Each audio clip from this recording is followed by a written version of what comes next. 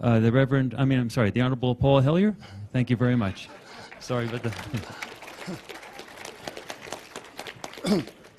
Thank you very much, Courtney. I was a different kind of minister. Actually, generous introductions like that remind me of something General Eisenhower said that's like chewing gum. You can taste it for a minute or two, but for heaven's sake, don't swallow it. Or actually, like the small boy who fell head first into a barrel of molasses. And when they pulled him out, he licked some of the molasses from his face and said, "Lord, make my tongue adequate to this occasion." Well, actually, I have the advantage that Courtney told me what I should say today and what I shouldn't say, and that's a big help. But he also said that towards the end of my speech, I could say what I wanted to say. So I'm going to take him up on that invitation when I get towards the back side of it. A bit of a throat problem, so I hope I'll be able to get around that. I'd like to start with a story that I find kind of interesting, and you might, which is about perspective. Sherlock Holmes and Dr. Watson went on a camping trip. After a good meal and a bottle of wine, they lay down for the night and went to sleep. Some hours later, Holmes awoke and nudged his faithful friend. "Watson, look up in the sky and tell me what you see." Watson replied, "I see millions and millions of stars." "What does that tell you?" asked Holmes. Watson pondered for a minute and replied, "Astronomically, it tells me that there are millions of galaxies and potentially billions of planets. Astrologically, I observe that Saturn is in Leo. Horologically, I deduce that the time is approximately 3:15. Theologically, I can see that God is all-powerful and that we are small and insignificant. Meteorologically, I suspect that we will have a clear and sunny day tomorrow. What does it tell you, Holmes?" Holmes was silent for a minute, then spoke. "Watson, you idiot, somebody has stolen our tent."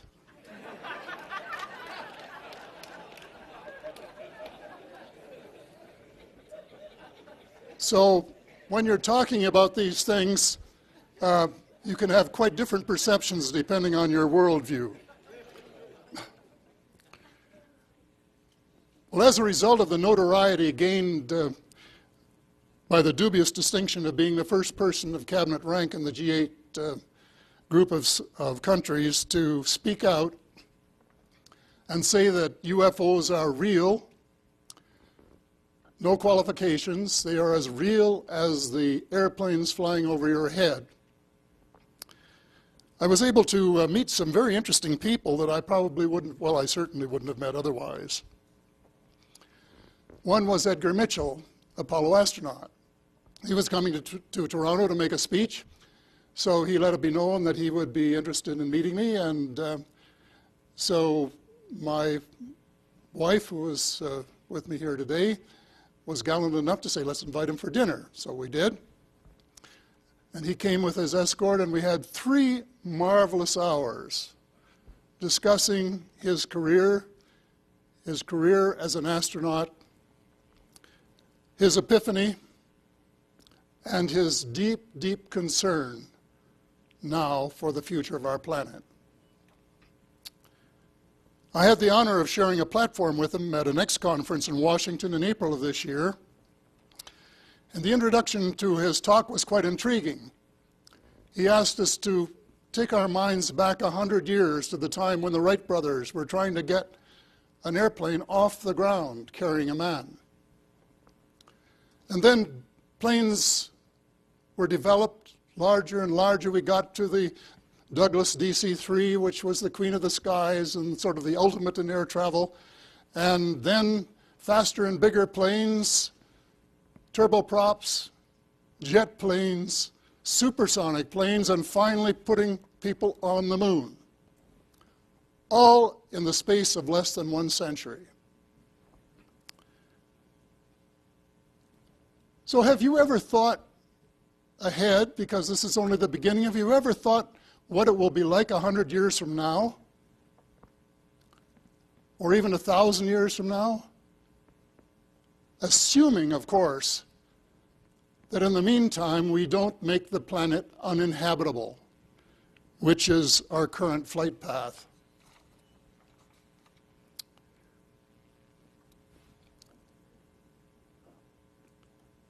Reading Colonel Corso's book was a real eye-opener for me. I had, of course, received reports of UFO sightings when I was Minister of National Defense, and like most people in that position, about 80% of them were natural phenomena, and 15 or 20% were not, and just had written beside them unexplained. But Corso's book was an eye-opener, and when it was confirmed by a retired United States Air Force general of my acquaintance as being every word is true, quote unquote, and more, and then spending some time with him discussing both some of the basics and the and more, I decided that I had to say something about it.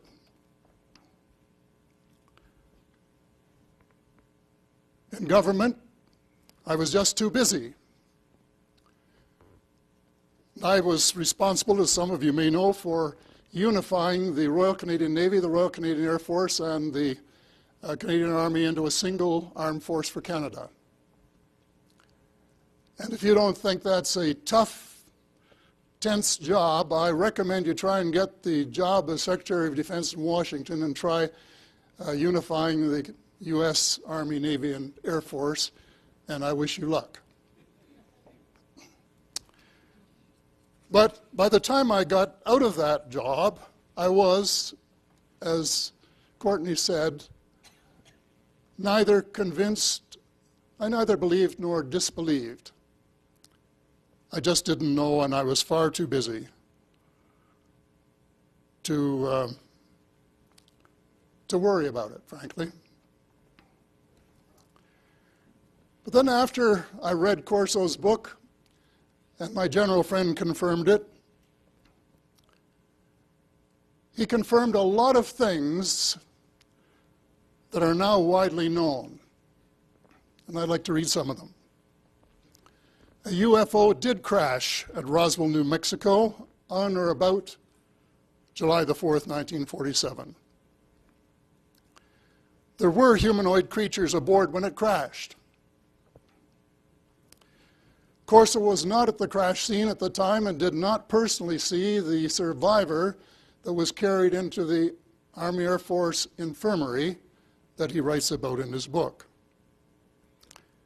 He did later, however, see one of the cadavers being transported, presumably for autopsy.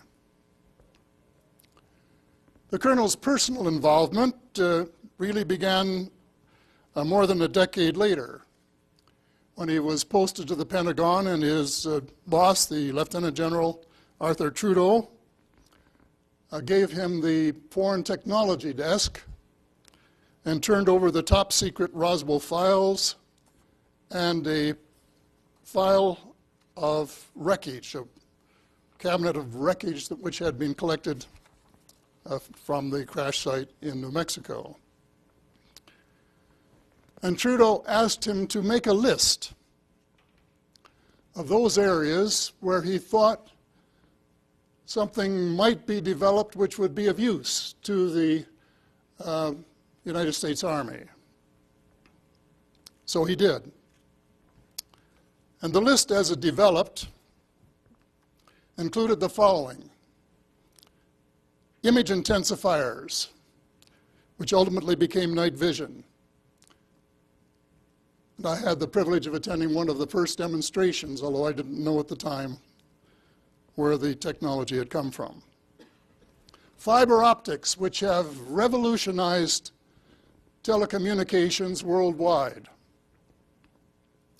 supertenacity fibers, lasers, molecular alignment metallic alloys, integrated circuits, and micro-miniaturization of logic boards.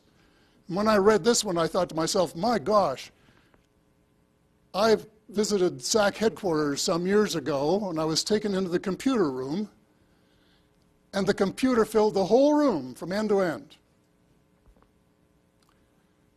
And today, thanks to this new technology, grace of our visiting friends, you could put more than that capacity in a box the size of that would fit into a picnic basket, or maybe even smaller. Then there was the HARP, the High Altitude Research Project, Project Horizon, which was the moon base, portable atomic generators, ion propulsion drive, irradiated food, third brain guidance systems, that's the headbands that the EBs worn to give instructions to their ships because they didn't use the conventional controls. It was all done by mental telepathy. And then particle beams, Star Wars, anti-missile weapon systems, electromagnetic propulsion systems, and depleted uranium projectiles. Well, I hasten to point out that in some of these areas, research was already being done. But in many of the others, it was not, because the technology that the visitors left when their crash occurred was light years ahead of ours. It is also worth noting, as some of Corso's detractors point out, that he didn't know what the Navy and the Air Force were doing at the same time in the same areas. And as a former Minister of National Defense, I can attest that with separate services, often they don't tell the other services what's going on. They treat them more as an enemy than they do as a member of the team. I am, of course, fascinated by the technical advances that we have made. They are mind-boggling, almost beyond comprehension. But these developments alone would not have been enough to get me to speak out. I went public because I am even more fascinated and, may I say, concerned by the geopolitics and the exopolitics of the intervening decades. These are two profoundly important issues that are difficult to talk about and impossible to debate when the official position of the United States remains that UFOs do not exist. Just 2 weeks ago, I listened to a United States scientist on a radio in Toronto describing what sounded like a rather expensive project to try and locate planets elsewhere in the cosmos that would sustain life. And she gave the impression that they hadn't yet found any, but they were going to keep on looking. And I was tempted to phone the radio station and say, why doesn't she just go and ask some of the people that have talked to them and ask them where they came from? And this is the kind of waste that goes on when the left hand doesn't know what the right hand is doing. But I digress. I can understand the near panic in the late 40s and early 50s when all of a sudden the U.S. Armed Forces found themselves in a most unusual position. They had just contributed magnificently to the winning of the war in Europe. They were top dogs. And all of a sudden, they were confronted with a technology that was greater than their own, and they didn't know how to cope. And near panic set in.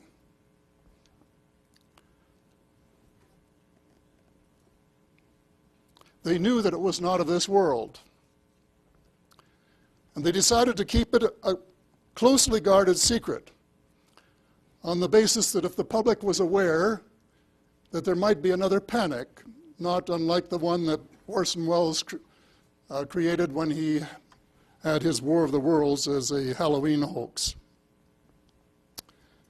I'm sure that an equal concern was that another earthly power, and I suppose we might just as well be specific and say the Soviet Union, might have the same kind of opportunity to develop the technology and might get ahead of the United States, and this could lead to a position where the United States would cease to be the predominant military power in the world.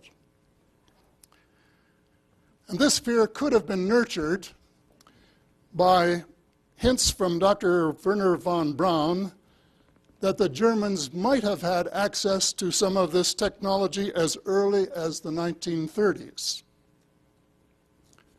Well, this led the United States to embark on a reverse R&D program unprecedented in earthly history. Well, the secrecy made sense, in my opinion, until the end of the Cold War. But there is no legitimate reason why these clandestine operations should not have been made public when the Soviet Union collapsed. The United States had no other enemies with any military capability to speak of. There were no real threats. A good and a fairly large peace dividend could have been declared. But someone in the intelligence community decided that one or more of the alien species had hostile designs on Earth, and that we had to use the technology that we gained from them to make Earth an unfriendly and unsafe place for visitors from other realms.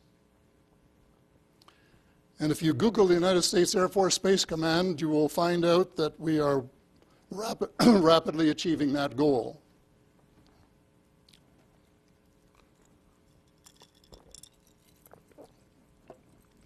And with the extension of the anti-missile, the dual-purpose anti-missile missile system around the globe, Earth will become increasingly out of bounds to visitors. We have learned, however, that intelligence gathering is an imprecise science, and interpreting it depends to a large extent on the interpreter's worldview. Witness the rationale for the Iraq War. I recall, too, the wildly inaccurate estimates of the United States Air Force of the rate of Soviet ballistic missile production. And this misinformation led to some very dumb decisions in my country. So the reason I decided to go public was the very real fear that military intelligence inadvertently or deliberately misinterpreted the intention of the aliens. And I use the word deliberately in the sense of General Eisenhower's warning that the alien technology was falling into the wrong hands. A more likely scenario than wanting to attack us, which they could have done at any time in those early years. There was really nothing to stop them, with the possible exception of some high-powered radars. But otherwise, there was no means to destroy them, and they had, complete domination of our skies. But instead of trying to destroy us, they seemed genuinely concerned about our stewardship of our planet. Through deforestation, chemical contamination, overpopulation, global warming, and above all, increasing stockpiles of atomic weapons that in the hands of a madman, their use could result in making the planet uninhabitable for heaven only knows how long. Well, it's interesting that Corso subscribed to this enemy alien concept at the time he wrote The Day After Roswell, but later changed his mind. And he might have been influenced in part by speaking to one of the visitors face to face. He was aware of a landing that had taken place somewhere not far from where he was stationed, and he went over to investigate, went into an abandoned mine shaft, saw something that looked like a shadow, but was wearing a helmet, pulled out his revolver and was about ready to shoot when, by mental telepathy, he heard the word "don't." Then a minute or two later, he got another message by mental telepathy: "Will you shut down the radars for 10 minutes after the green time?" And in effect, give him a chance to escape. And Corso said to him, "What do you offer in return?" And the answer was, "A new world if you can take it." But let's say it was only 40%, or even 20%. If it is a commercially viable discovery, every single plane, military and civil, built from tomorrow on should employ the technology, because just think of the fuel that it would save. Now, is it a reality? I don't know, but this is the problem when everything is secret and it's almost impossible to pry it out.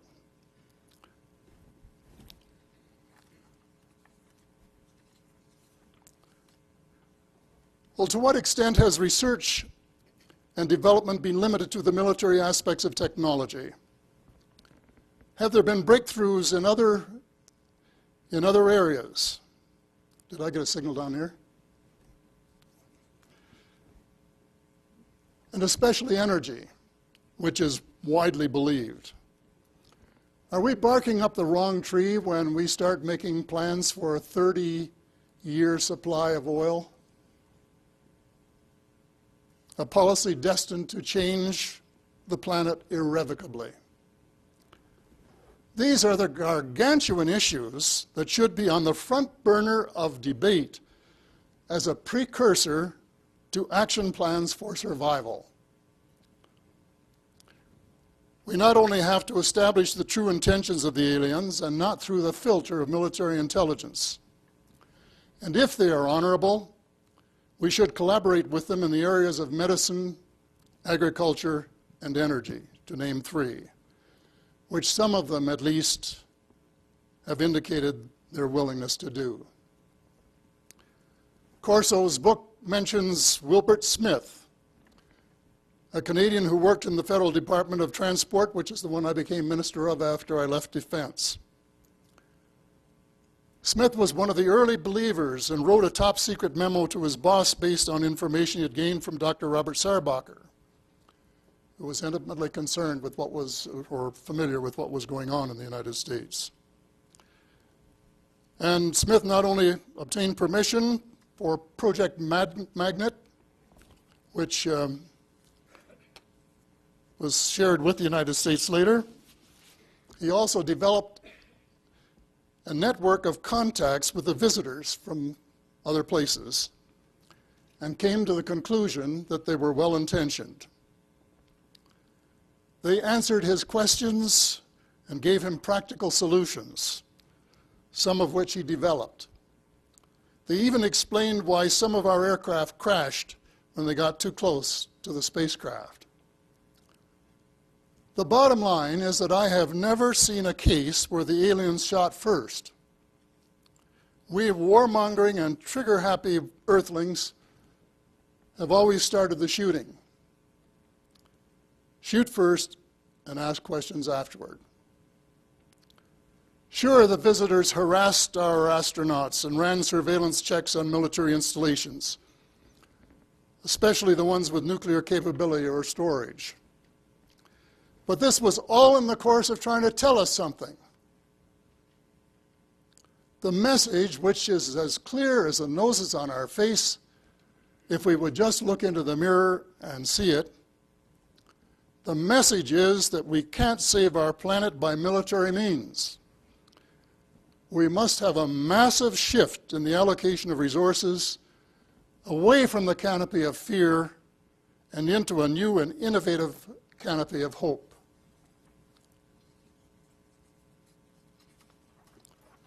We have to use the technology that the visitors have given us, and more that they are willing to share, to replace fossil fuels now in this decade, not 30 years from now, when it may indeed be too late. But this requires cooperation, not confrontation, both on Earth and in the cosmos. And any new wars of the future should be wars against poverty, hunger, illiteracy, ill health, and global warming. These are the wars that should engage the best scientific, entrepreneurial, and political minds available, freed from the limits of an earthly worldview. But we have to begin by insisting that we be told the truth, because, to paraphrase the Bible, only the truth will set us free. No longer is it sufficient to make the world our oyster. The star visitors have removed the canopy that restricted our view and understanding of the cosmos. And we don't want a handful of short-sighted Mr. Magoo's to draw it back. The scientists of the cosmos, our cousins, are willing to share with you the best of ours, the biggest oyster of them all, the infinite cosmos. And thank God for that. And thank you for listening so intently.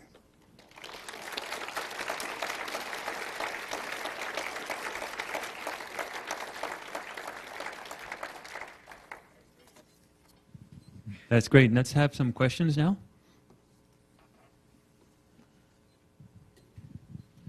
Obviously, there's very little that we would agree on.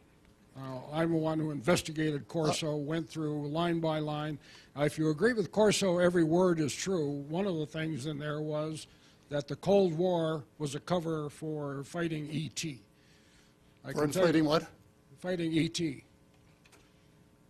That's in the book. Is it? Well, I'm not going to take every little nitpick literally. That's hardly a nitpick. But the purport of the book was confirmed not only by my friend, the retired Air Force general, but by the other most senior, most legitimate source that I know. And he too said Corso's book the day after Roswell was authentic. That's why I name names. I'd like to have you name the names. I'd also like, you made a whole series of assertions that come out of conspiracy theory. Who, by name, is in contact with the ETs that's having, this dialogue where we can get the technology? Well, Colonel, you know I'm not going to name names any more than you are. I did. But, and because I would be doing them a great disservice. But you did say one thing that, well, you said a couple of things that I agreed with. You said that the people, the UFOs are not important to most of the people. And you're right. And this, I think, is the greatest challenge we have, because when you talk about this, people roll their eyes or raise their eyebrows and want to get back to earning a job and this sort of thing. But what they have to come to terms with, because a lot of those same people that are not the least bit interested in UFOs are extremely green-oriented and want to save the planet for future generations, for their grandchildren and great-grandchildren. And they're going to extraordinary lengths, some of them, to do something about it. And they're going to have to somehow try to find out what has been accomplished. And I have been told, and I can't authenticate this, but I have been told that the Black Ops, as they're called, have mastered the art of zero-point energy and of cold fusion. both. And you shake your head. Well, it's hidden deeply somewhere, and maybe you can tell us where. Yeah. Okay. Okay, let's move on. And I only when we get the truth can we find out, and find out if it is possibly true that there are some of these rich people that you were talking about who would rather save their trillions from the oil business than to open up technologies that would cost them a fortune. I don't know if that's true or not, but I know some of the people involved enough to have very serious doubts about it. Mr. Hellyer, one thing that this is based on Colonel Corso's book. We must remember that it was ghostwritten by Bill Burns. And what was told to me, and I knew Colonel Corso personally, was that he and Bill Burns, he did not read the final manuscript before it came out in 1997 because of the rush to get it out for the 50th anniversary of the Roswell crash, because, you know, commercially the book needed to get out. So I was also told that a little bit of disinformation gets mixed in with the information, and that is how this gets, we can pick on a few things like this. But are there other instances other than Corso's book that makes you believe this? You did go to the crash retrieval conference. Did you speak to other people? Paula, since I went public, I have received filing cabinets full of documents, dozens of books. I have talked to hundreds of people, and I have talked to some people whose testimony I believe implicitly. And I speak with that background. It is not from reading the National Enquirer, which I don't read, and it's not from reading the National Post in Toronto, which you know about. It is the best consensus distillation of available information that I have been able to discern. And it's taken a lot of work and a lot of time on my part. But I agree with something that's been said here today, though, that is so big. And the final sentence I would like to say about it, because it applies to us all. I didn't know how much I didn't know because I didn't know how much there was to know. Thank you.